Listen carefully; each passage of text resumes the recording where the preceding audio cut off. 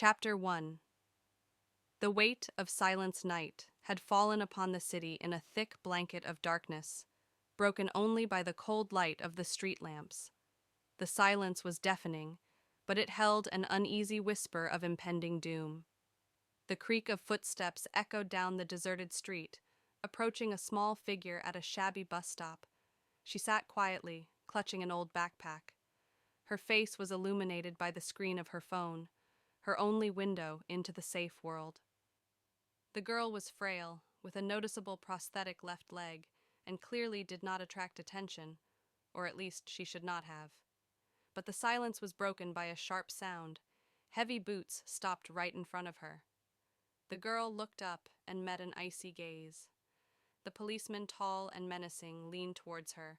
His voice was low, almost a whisper, but the words burned like hot metal. "What are you doing here?" The question sounded dull, and there was nothing friendly about it. Her hands began to shake, but she tried to hold on. Not to show fear. She knew she couldn't answer harshly, couldn't give him a reason, but something in his tone said he'd already made up his mind. The tension grew with each passing second.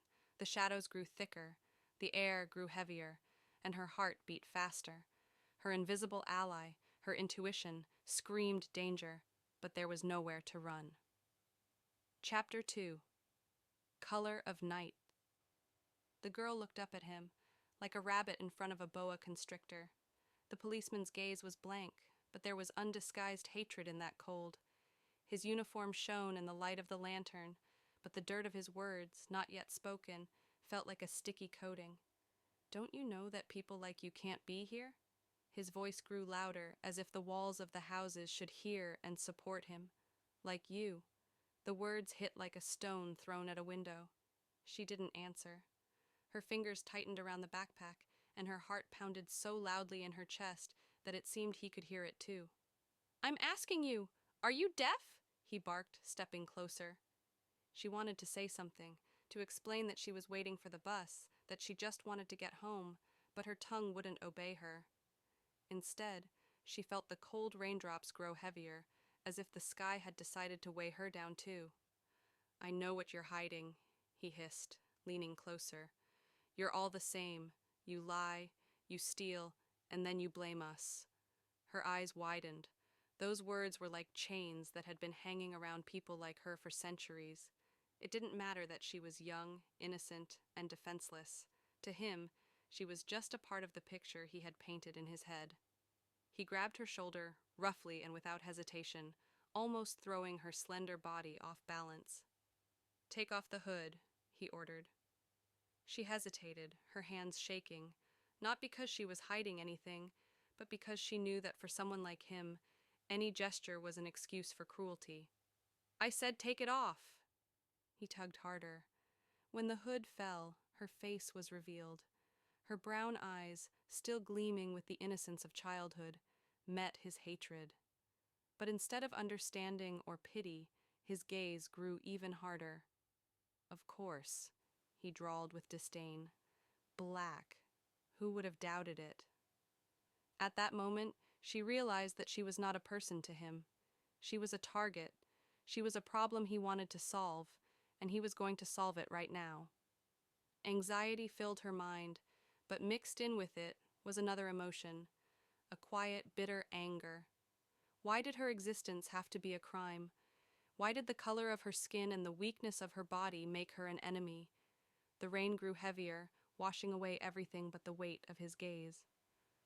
The sound of the water on the sidewalks could not drown out his next step, the step that would change her life forever. Chapter 3. Hail of Humiliation. "Can't you hear me?" "I'm talking to you," he barked, pushing her back sharply. Her frail body, already weakened by the rain and fear, staggered, but she stayed on her feet. She tried to speak, her voice weak, like a whisper through the wind. "I'm just waiting for the bus."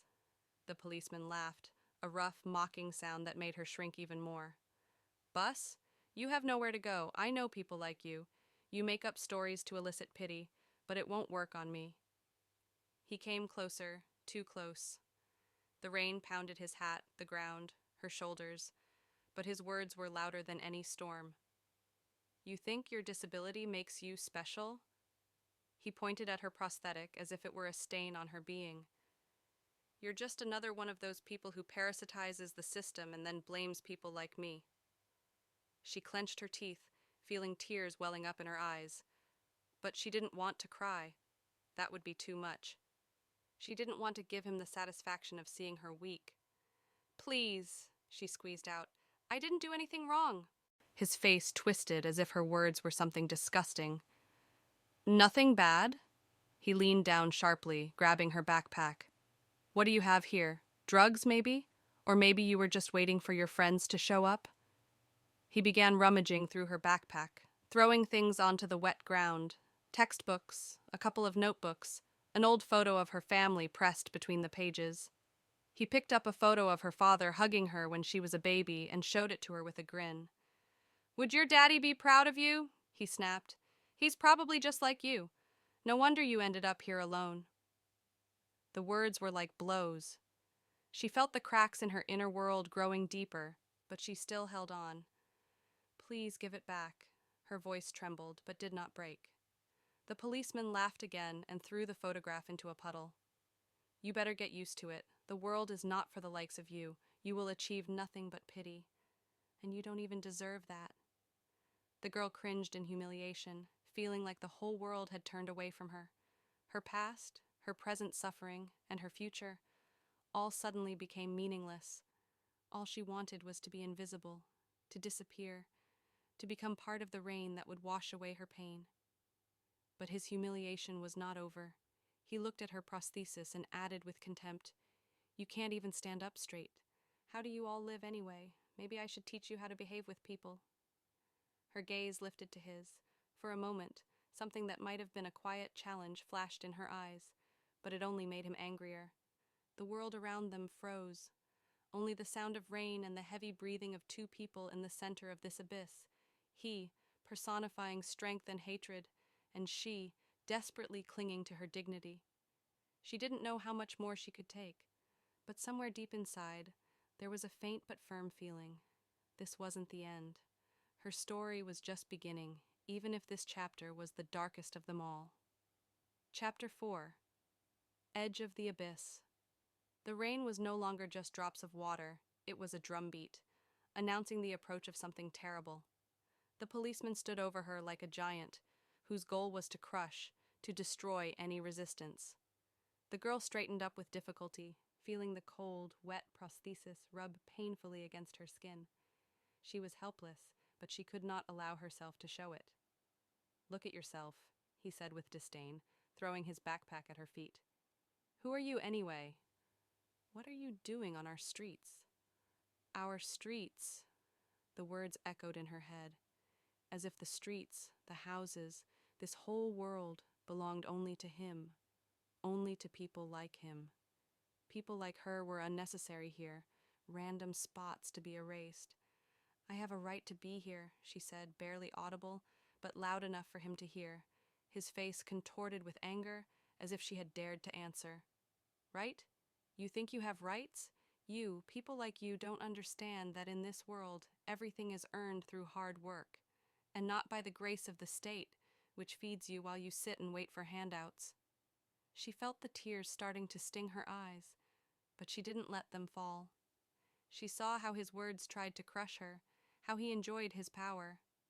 You know what's funny? He continued, leaning closer. Nobody respects people like you, not me, not anyone else. People see you, and the first thing they think is, why does she even exist? His words were knives, each one leaving a deep, invisible scar. Now look at who I am, he said, straightening his shoulders as if to remind her of his status. I am an agent of the law, and you are nothing. If I wanted, no one would even know you were here. Her breathing became ragged, but she dared to speak again. You have no right to treat me like this. His laughter echoed loudly in the empty street. Rights?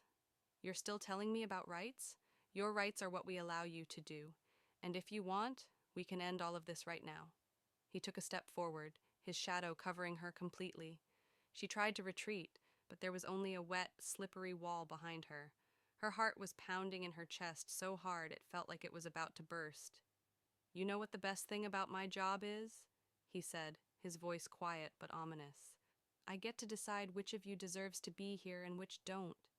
The girl realized that these were not just words. He was looking for a reason to hurt her even more, a reason to destroy her completely. "Maybe I should call the others? Let's see what they say. You know how they like to have fun with people like you." His message was clear. He wanted to scare her beyond belief, to destroy her spirit.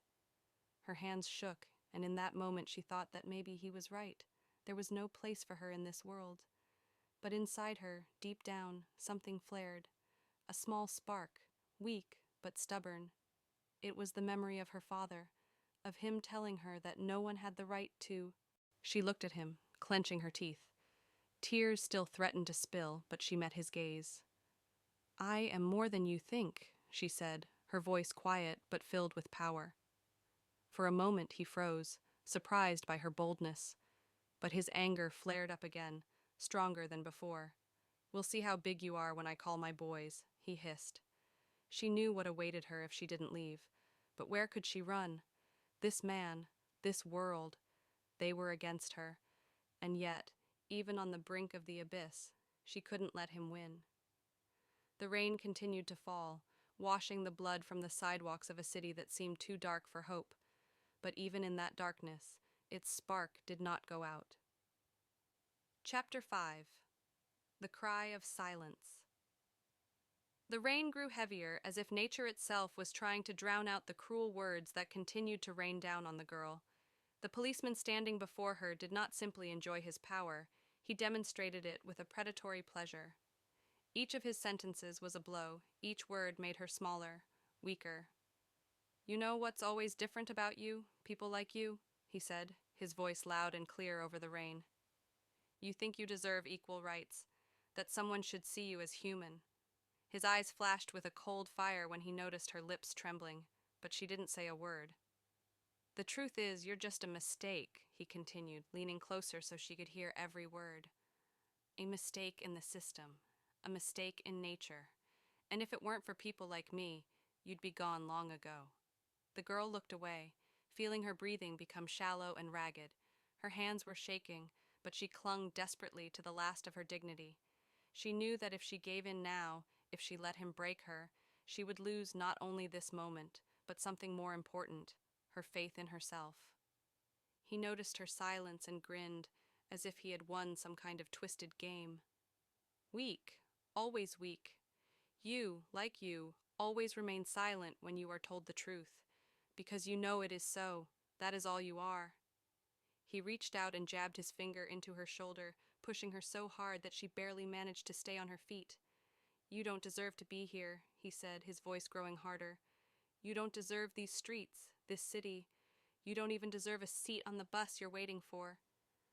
Her heart was beating so hard it felt like it would burst through her chest. She tried to take a deep breath, to calm herself, but the air felt thick, as if the world itself refused to support her. The policeman stepped closer, and now he was so close that she could smell his wet uniform, his heavy breath. "You know what the worst thing about you is?" he said, his voice low and menacing. "It's that you think you deserve something better. You think you can live among us, like we're equals." His words were full of hatred, each one like a nail driven into her soul. She felt everything inside her shrinking from pain, from despair. "But you will never be equal," he continued, straightening up and looking at her with contempt. "Neither of you will be. Your color, your disability, your weakness, all of it makes you worthless." The tears finally broke through, running down her cheeks, mixing with the rain. She hated herself for it, for not being able to hold back, for letting him see her pain. "Oh, there it is," he said, noticing her tears. "Now you look like you're supposed to. Pathetic. That's all you are."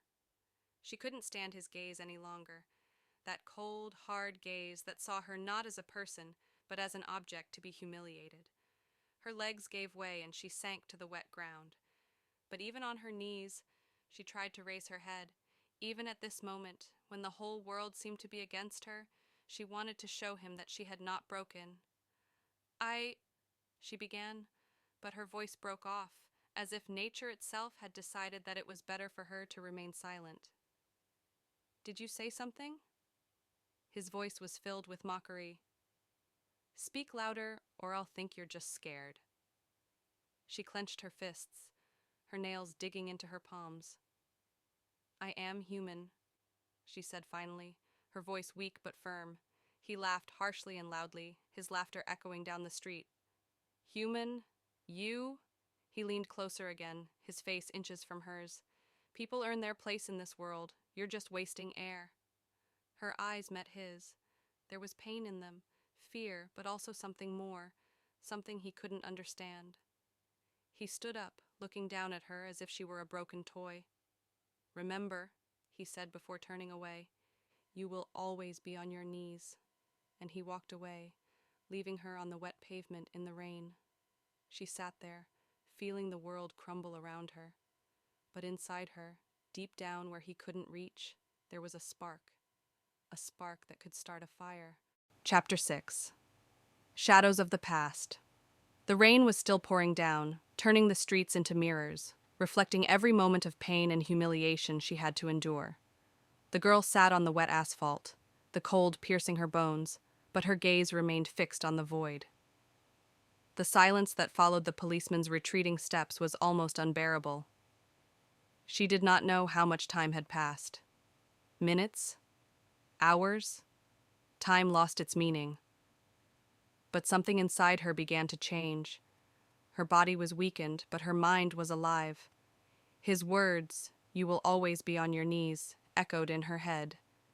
They were like poison, slowly spreading through her veins, but instead of killing her, they fueled something else. Anger? No, it was deeper. It was hatred for the system that had given him the right to such power. She remembered her father always telling her, "They will try to break you because you are a threat to their world, but you must not let them." She rose to her feet, her knees shaking, but she stood. The rain was still falling, but it no longer seemed her enemy.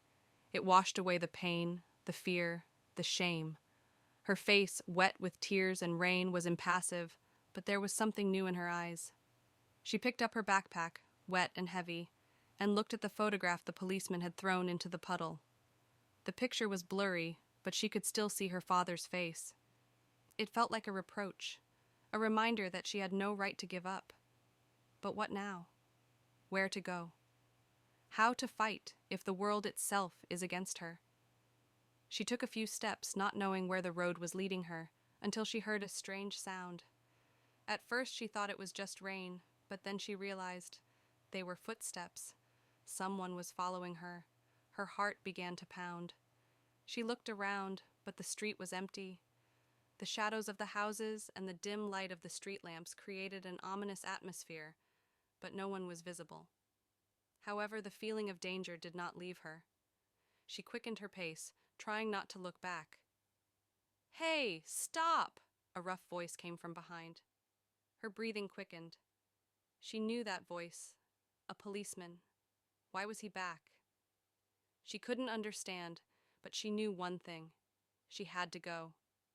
She ran, despite the pain in her leg, despite the weight of her backpack. Her breathing became ragged, and the sounds of footsteps behind her grew louder. "You think you can just walk away?" came a voice from behind. "Nobody walks away from someone like me." Her legs moved almost automatically, her prosthetic ached, but she kept running until she found herself in a dark alley. It was quiet, too quiet. She stopped, trying to catch her breath. "You think you can hide?" The policeman's voice echoed in the darkness. She pressed herself against the wall, trying to blend into the shadows. Her eyes darted around the alley, but the only way out was back to where he was already looking for her. "You know what's funny?" he continued. "I can do whatever I want, and no one, absolutely no one, will take your side." Her hands shook, but she clenched her fists. She knew it was true. This world was not on her side. But she also knew there was something he hadn't expected. From her backpack, she pulled out the small recorder her father always gave her, saying it was her defense, her weapon. She turned it on and held it to her chest. The policeman finally appeared at the end of the alley, his figure a dark silhouette against the flickering light. "Did you think I'd let you go?" His voice was filled with malice. "You have no idea who you're dealing with." She took a step forward, her hands no longer shaking. "You want to destroy me?" Her voice was quiet but firm. "Then go ahead. Show everyone who you really are." He stopped, clearly surprised by her boldness. "What?" he snapped, his tone becoming wary. She held up the tape recorder so he could see it. "Everything you said is on record. Every offensive, racist comment you made. You think no one will hear? You're wrong." His face was distorted with anger, but behind that anger, there was another emotion: fear. "You're playing with fire, girl," he hissed. "You think this will save you?" She took another step forward. "I don't think," she said. "I know." He took a step toward her but stopped, as if he suddenly realized that his power over her was beginning to slip. The girl looked at him, her eyes blazing with challenge. She was no longer the broken figure sitting on the pavement in the rain. She was someone else now, someone who could fight. "This isn't over," he whispered before turning and walking into the darkness. She stood there for a few more minutes, listening to his footsteps fade away. She knew he was right. This wasn't the end. This was just the beginning. But now she was ready. Chapter 7. The Brand of Hate. The alley was empty, but the cold whisper of the policeman's words still hung in the air like poisonous smoke. The girl clutched the recorder to her chest, feeling her wet clothes stick to her body, the cold gripping every cell of her being. She had won only a small battle, but that didn't make the victory sweet. It seemed as if the shadows around her were thickening, soaking in the hatred that the man had left behind. She took a few steps, her legs shaking, but she kept going, leaving the dark alley behind her. Her heart was pounding in her chest like a drum, her mind clouded with fear and anger. But then she saw movement on the other side of the street. A group of people, 3 uniformed figures, were slowly approaching. Their silhouettes, illuminated by a distant street lamp, looked menacing, and she knew at once. It was them, his colleagues. "Well, little bird, are you going far?" one of them said loudly when the distance between them had shortened. She didn't answer, her steps quickened, but they were coming faster. One of them stepped forward, blocking her path. It was a tall man with narrow eyes, in which there was an almost disgusting mockery. "What do we have here?" His voice was oily and disgusting, and there was a hint of mockery in it. "A disabled person, a black woman, and alone. Baby, this is clearly not your territory." She froze, her gaze darting around as if she were looking for a way out, but there was none. The road ahead was blocked. Going back meant going back into that dark alley where fear already lurked. She realized she was trapped. "Do you realize what you're doing when you come here?" said another officer, clenching his gloved hands. "People like you ruin this city." Her heart sank. The words were full of hatred, as if her existence was a stain on their world that they wanted to erase. They surrounded her, drawing ever closer, their gazes full of superiority. "What's that in your hands?" asked the third, noticing the tape recorder. His face twisted into an evil grin. "Do you think this will help you? Do you think anyone will listen to someone like you?" He yanked the recorder out of her hands, his rough fingers gripping the device so tightly she heard the plastic crunch. Her eyes widened, and a wave of panic rose in her chest. "Give it back," she whispered, but her voice was too quiet to be heard. "What did you say?" the first one snapped, leaning closer. "You think you have the right to talk to us? To people like us?" They laughed. Their laughter was loud, rough, like the sound of fabric tearing, leaving only emptiness in its wake. One of them raised the recorder in front of her face and threw it contemptuously to the ground. The plastic device hit the wet asphalt, shattering into pieces. "That's it," he said. "That's all you deserve." She felt her breathing become ragged. She stood in the middle of this circle of hatred, her body shaking from cold and fear, but she did not allow herself to fall. She knew that if she fell, it would be the end. "You know what's most disgusting about you," one of them said, his voice full of venom. "It's that you still think you matter. Your life is worthless. No one will fight for you." "You are a mistake," added another. "A mistake that needs to be corrected." Her hands clenched into fists. She felt her anger rising inside her like a wave ready to sweep away everything in its path. But what could she do? These people had all the power. Their words were blades cutting through her soul. She wanted to scream, but her voice stuck in her throat like a stone.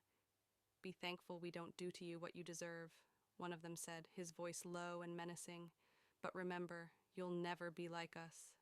Never." They left her there, in the rainy night, surrounded by the shards of her recorder and her dignity. She watched them go, their footsteps fading into the distance, but their words still echoing in her head, impossible to silence. She stood there, alone, empty inside. But that emptiness was just the beginning of something new. Chapter 8. The Burden of Silence. The rain continued to fall, drenching the street, washing away the dirt, but not the pain she had just endured. She stood alone, her breath coming out of her lungs from the effort, her hands shaking with anger and humiliation. Her gaze was fixed on the broken recorder, which now seemed like a symbol of her helplessness. The device should have been her shield, her proof, but now it lay on the ground, a reminder that there was no justice for people like her. She wanted to scream, to throw out all the pain that burned inside her, but the sound was stuck in her throat. Her tears mixed with the rain, and the world seemed as cold and empty as her soul at that moment. She felt a wave of rage rising inside her.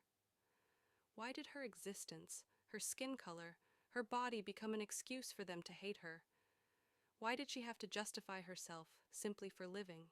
But it was painful to think about. With each question, she felt more and more the weight of injustice that had weighed on her since birth. This was not her first encounter with hatred, but today was different. These men, their looks, their words, they didn't just want to humiliate her, they wanted to destroy her spirit, to leave her empty, broken, and they almost succeeded. Almost. She leaned down slowly, picking up the shards of the recorder. The pieces of plastic were wet and cold to the touch, but she squeezed them in her palm, ignoring the pain of the sharp edges. This was all that was left of her defense, and she wasn't going to let it go. The officer's words echoed in her head. "Your life is worthless." A mistake that must be corrected. These phrases, poisoned with hatred, fueled an anger in her that she could not suppress. She did not know what to do, where to go, but she knew one thing: she would not let them win. She began to move slowly, her heart heavy, but her determination strong. Every step felt like a struggle, but she couldn't stop. Memories swirled in her head. Her father, his words, his pride in her. He always told her she was stronger than she thought. He always reminded her that her life mattered, even if the world said otherwise. But now, in this moment, those words seemed distant and unreal. She turned a corner, and there, in the darkness, she saw another figure. At first she was afraid, but then she realized it was a woman, older and bent, with a long coat that almost merged with the shadows. The woman looked at her, her eyes full of understanding, as if she saw her pain. "You must move on," she said quietly, her voice deep and warm, but heavy with years of living. "People like us must always move on." The girl didn't know who she was, but her words were like a glimmer of light in the hopelessness. She nodded, at a loss for words, and continued walking. The pain still burned inside her, but now there was something else mixed in, a faint but persistent spark of hope. But the world wasn't going to let her go.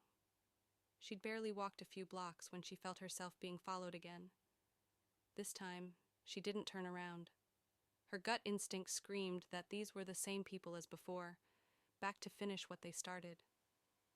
She quickened her pace, her breathing ragged, but she didn't stop. A voice came from behind her, loud and mocking. "Do you think you can just leave? We will always find others like you."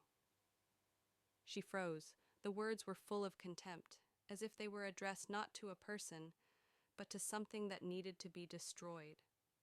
She turned slowly, her gaze meeting theirs. Their faces were illuminated by the dim light of the lantern, and in their eyes she saw hatred. It was not just a personal hatred. It was something greater, something they carried within themselves like a weapon. "You know what's scary?" one of them said, coming closer. "That you think you have a chance. But you've already lost, just by the fact of who you are." Her heart pounded in her chest, but she stood still. She felt her anger rising, her fear turning to rage. She didn't want to run anymore. Her father had always told her that she had to stand up for herself, even if the world was against her. And now, despite all the horror, she felt like she couldn't let them win anymore. She didn't know how it would all end, but one thing was clear: she wouldn't give up without a fight. Chapter 9. The Face of Fear. The rain continued to fall, as if the sky was trying to wash away all the sins left on the earth. The girl stood still, her eyes burning with anger mixed with determination. Her fear no longer paralyzed her. It became her fuel. She looked at the group of police officers who surrounded her, their faces distorted with disdain, as if they were enjoying this game. But she knew that behind their masks there was something more, something fragile. One of the officers stepped closer, his figure looking even more menacing in the light of the street lamp. "You're still here?" he said mockingly, his voice dripping with venom. "You think someone's coming for you? You think one of your cares?" She didn't answer. Her silence was a challenge to him. It made him even angrier. "Speak when spoken to," he barked, grabbing her arm. His grip was strong, painful, but she refused to let herself show weakness. "You have no idea who you're talking to," she said quietly, her voice as cold as ice water pouring from the sky. The policeman laughed, but there was something forced in his laughter. It was the laughter of a man who had grown accustomed to power, but suddenly felt the ground slipping from under his feet. "Really? And who are you to threaten me?" He leaned closer, his eyes boring into her face. "You're just another—" He fell silent. At that moment, one of his colleagues standing behind him touched him sharply on the shoulder. "Wait," he whispered, his voice tense. "Are you sure you know who she is?" The policeman turned around, annoyed. His face was red with anger, but doubt was already beginning to appear in his eyes. "What are you talking about? She just—" "No," the second officer interrupted. His face was as pale as a man who had just realized he had stepped on a mine. "Look at her. Don't you notice?" The policeman turned back to the girl. Her face was wet from the rain, her hair was stuck to her skin, but her eyes were looking straight at him. There was no fear in them, only anticipation. He froze, his heart pounding faster. "It's impossible," he muttered, taking a step back. "It can't be true." "Oh, it's true," she said, her voice icy. "My father is James Harris, or as you know him, Captain Harris."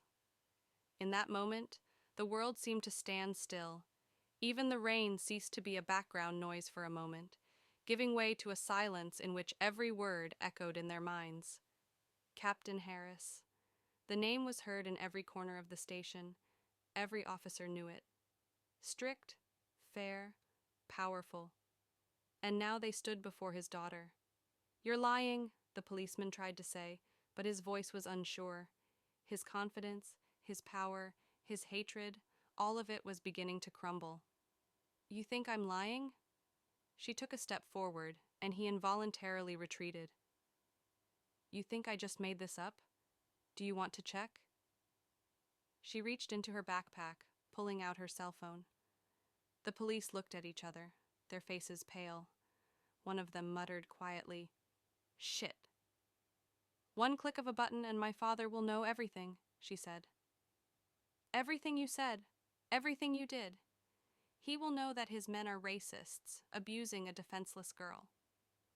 We were just doing our job," one of them tried to justify himself, his voice shaking. "A job?" Her voice rose, and there was fury in it. "Your job is to protect people, not to humiliate them, but you're not even people. You're cowards hiding behind badges. The policeman who was the leader of the group tried to control himself again. He took a step forward, his voice loud but trembling. "Look, we didn't mean to. We just. It was a misunderstanding." "Misunderstanding?" Her voice cut through the silence like a knife. "Everything you said, everything you did, it wasn't a misunderstanding. It was your choice. You chose to hate me for who I was born to be. For who I was born to be." They were silent. She was in control now. Her confidence, her anger, her determination, all of it was stronger than their badges, their uniforms, their power, and they knew it. "Go away," she said finally. "Go away now, or I'll call him. And then you'll understand what it means to be a nobody." They didn't argue. One by one they retreated, their footsteps sounding hollow on the wet asphalt.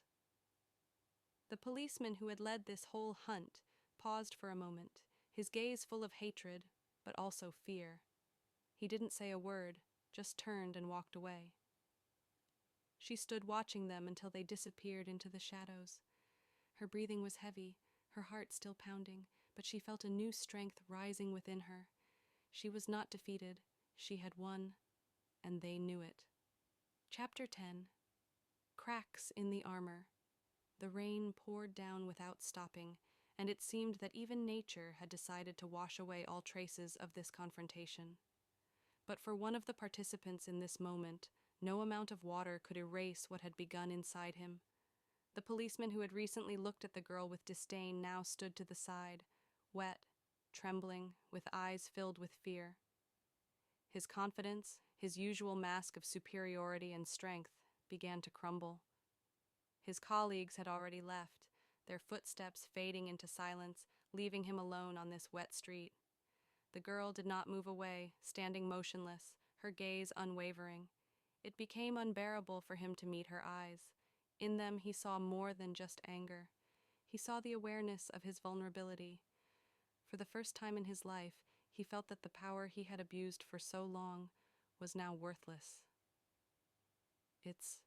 It's all a misunderstanding," he muttered, not even realizing what he was saying. His voice, which usually sounded loud and commanding, now trembled, as if he was afraid of his own echo. "A misunderstanding?" the girl repeated, her voice cold and even. "Do you think we can call it a misunderstanding and it will all end?" He opened his mouth to speak, but the words died in his throat. She saw the color drain from his face. It wasn't just fear of being found out. It was something deeper. He suddenly realized that over the years of service he had become someone he himself detested. He knew she was right. He knew that what he had done was not a mistake, but a choice he had made over and over again. "Listen," he began, but fell silent again. Her silence was louder than any accusation. He felt his body tremble not only from the cold, but from the realization of what he had done. "Why did you stay here?" she asked suddenly. Her voice was quiet, but there was such power in it that he involuntarily took a step back. He hesitated, his eyes darting around the street as if he were looking for a way out. But there was no way out. "I just wanted..." "Wanted what?" She took a step forward, and he backed away. Now she was the one asking the questions, and his fear was becoming more obvious. "Wanted to make sure I wouldn't tell your boss? Wanted to make sure I was afraid of you?" "No, it's not like that," he cried out, but even he could hear how pathetic his words sounded.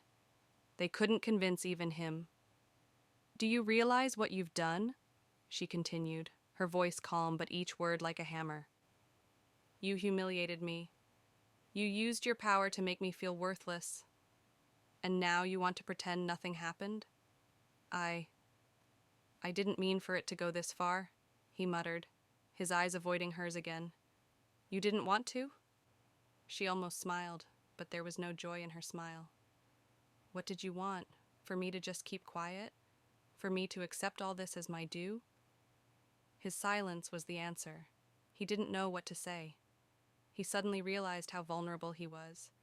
If she called her father, his career would be over. His reputation, everything he had spent years building, would be destroyed. And the worst part was, he knew he deserved it.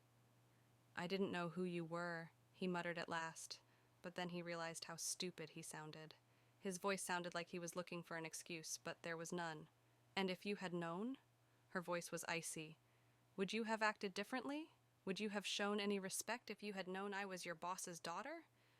Or would you have simply found someone else you could humiliate without consequences? The words were like a blow. He felt his face burn with shame. She was right. His power had always been based on the fact that he considered himself untouchable. But now that feeling was gone, leaving only emptiness. I'll do anything to make it up to you, he said, his voice almost pleading. Please don't tell your father. She looked at him, and there was no pity in her eyes. She saw before her a man who was broken by his own fears, a man who was no longer who he thought he was. It's not up to me to decide how you'll answer for your actions, she said finally, but you have to understand that your apology means nothing. You have to change if you want to have any chance of making up for what you've done. His breathing became heavy. He nodded, not knowing what else to say. Her words were too true to ignore. He stood there, wet, shaking, not recognizing himself. His confidence had evaporated, leaving only fear and the knowledge of his own insignificance. As she turned and walked away, he didn't move. He watched her go, knowing that this moment had changed everything. His life would never be the same again. He knew that he had only one option left, to try to be a better person. But deep down, he knew that this would be the hardest task of his life. Chapter 11. Shadow of Reckoning. He got into the car, but even there, he didn't feel safe. The patrol car, which had always been a symbol of his power and protection, now felt like a cage. His breathing was heavy, and his hands shook as he started the engine. But the sound of the engine, which had once been soothing, now seemed threatening, like the pounding of his heart, reminding him that his time in power was running out. He looked in the rearview mirror, expecting to see a dark, hooded figure or the accusing eyes of that girl, but behind him was only an empty street, wet with rain, with the occasional glimmer of light from street lamps. But fear clung to him. Something in him whispered that this emptiness was just an illusion. As he turned on his headlights and pulled out onto the road, his phone suddenly rang. The sound cut through the silence, startling him. He pulled out his phone and saw a name on the screen, Captain Harris. His heart stopped for a split second. He couldn't ignore this call. With trembling fingers, he pressed the answer button. Yes, sir? His voice trembled. He tried to hide his fear, but it was useless. Officer Cross, the captain's voice was even but cold. We need to talk. Now, get back to the station. Now? He asked, hoping he could find some excuse to avoid it. It's too late, maybe. This is not a request, Cross. Immediately. The call ended, leaving him in even more of a panic. He knew this wasn't going to be a normal conversation. Harris knew. Harris had probably heard what had happened. This girl, she hadn't just left. She had taken action. The road to the site seemed endless. Every headlight glow from an oncoming car seemed threatening. Every silhouette of a passerby seemed like an observer ready to judge him. Cross's mind was filled with scenes of losing everything, his job, the respect of his colleagues, maybe even his freedom. When he finally got to the station, the building looked different. It no longer felt like a place of power. It now felt threatening, like a judge's courtroom where his inevitable retribution awaited him. He walked inside, aware of the eyes on him. His colleagues, the same ones who usually greeted him with smiles or nods, were now looking away, or suspiciously. They knew. Or guessed. The captain's office, the secretary said dryly, without even looking at him. He walked up to the door, knocked, and heard a short, "Come in." Captain Harris sat at his desk, his face calm, but there was a threat in that calm. There were documents on the desk, and next to them was a tape recorder. The same tape recorder that Cross thought he had destroyed. "Sit down," Harris said without looking up. Cross sat up, feeling sweat running down his back. "You know why you're here," the captain began, his voice level but steely. "I got the recording, and I wasn't the only one." Cross clenched his hands, his breathing becoming ragged. Sir, it was a misunderstanding. It's all. Shut up, Harris interrupted, finally looking up. His eyes were blazing with fury, but it was a controlled, focused fury. You expect me to believe your excuses? Everything you said to that girl is on record. Every racist comment, every insult, and this is just the beginning. Cross wanted to say something, but the words wouldn't come. He felt like his world was collapsing. You used your uniform, your power, to humiliate an innocent man, Harris continued. Did you think you could get away with it? Did you think you were untouchable? Sir, I can explain everything. Explain? Harris's voice grew louder. Can you explain why you think you have the right to judge a man by the color of his skin? Why you think you're above the law? Cross was silent, feeling his breathing become heavier and heavier. You've not only broken the law, Harris said, his voice level again but cold as ice. You've betrayed everything we stand for, and for that, you will answer.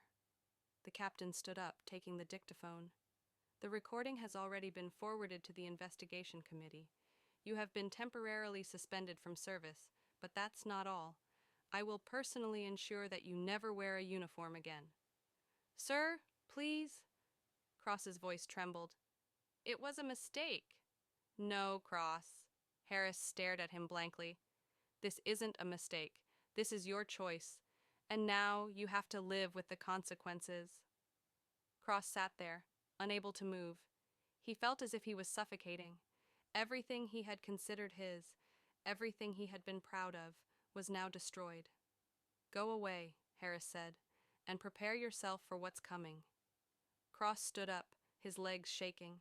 He walked out of the office, feeling the gaze of his colleagues on him.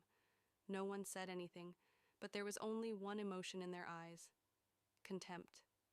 The rain was still falling when he left the building, but it no longer felt cleansing. It was cold, heavy, oppressive, a reminder that there was no escape from his actions. Chapter 12. Balance of Truth. Night settled over the city, and the rain continued to fall, as if nature itself was trying to wash away the sins of the day. Officer Cross walked out of the station, his heart pounding in his chest, his mind racing. He still hoped there would be a way to fix this, to let this matter go. But deep down, he knew it was over. The footsteps on the wet asphalt echoed as if someone was following him, reminding him of that girl whose eyes he could not forget. Her gaze, full of strength and pain, became a mirror for him, in which he saw not the person he wanted to be, but the person he had become. He stopped under a street lamp, breathing heavily, and for the first time in a long time, he felt fear turning into awareness. He remembered everyone he had humiliated, everyone whose rights he had trampled, using his uniform as a shield. Now that shield had become his burden. He was isolated. Even those who had once called themselves his friends had turned against him. He had become a symbol of what they feared in themselves. Meanwhile, across town, the girl sat at home, wrapped in a blanket, her hands still shaking from the ordeal. Her father, Captain Harris, sat silently beside her, holding her hand. She told him everything, every detail, every word that had been said to her, and he listened, his face calm but his eyes blazing with determination. You did the right thing, he finally said. You showed him he was not above the law. You showed everyone that the truth matters. She looked at him, her eyes still full of pain, but there was a spark of hope in them. What if it doesn't change anything? She asked quietly. He smiled, his smile soft but firm. It will, he said. You are not alone in this fight. You have given voice to those who were afraid to speak, and that is already a beginning. In the days that followed, Cross's story became known. A recording of his words was given to the Human Rights Commission, and his actions were condemned not only in his precinct but beyond. People who had previously remained silent began to speak out. Other victims of his bias and hatred began to come forward and tell their stories. Soon his name became a symbol of the corruption and racism that had remained hidden behind the walls of power for many years. But with it came a wave of truth and justice. People began to demand change, to demand accountability from those who had abused their power. For Cross, every day became torture. He could no longer leave his house without feeling disapproving stares. His former colleagues avoided him, fearing their names would be tarnished. He became an outcast. Even those who shared his views turned away from him, fearing that being associated with him would now mean the end of their careers. But despite this, Cross began to feel something else, something he had long forgotten: guilt. It was growing inside him, becoming unbearable. He realized that his fear was not just the fear of losing his job or his status. It was the fear of what he had become. One night, as the rain pounded the roof of his house again, he sat at the table with a sheet of paper in front of him. His hands were shaking, but not from the cold. He began to write a letter, each word coming with difficulty. I am guilty of everything I have done. I have humiliated, oppressed, and abused my power. I cannot change what has already happened, but I can acknowledge it. I can apologize, and I can try to do something to atone for my guilt. The letter was long, each word saturated with pain and remorse. He sent it to the commission, to Captain Harris, and finally to the girl. He did not expect forgiveness, but this letter was the first step towards understanding. The girl found this letter unexpected. She looked at it for a long time, not knowing how to react. Her father, having read the letter, said, "Forgiveness is not weakness. It is strength, but it must be deserved."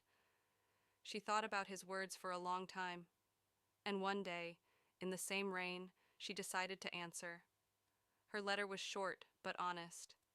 I can't forget what you did, but I see that you're trying to change. If that's true, then maybe you can prove that all is not lost.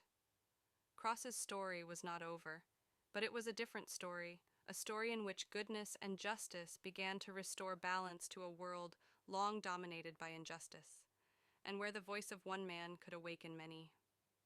Friends, this story evokes a lot of emotions and makes you think. We would like to know your opinion. How do you feel about what happened? Have you ever experienced racism or injustice in your life?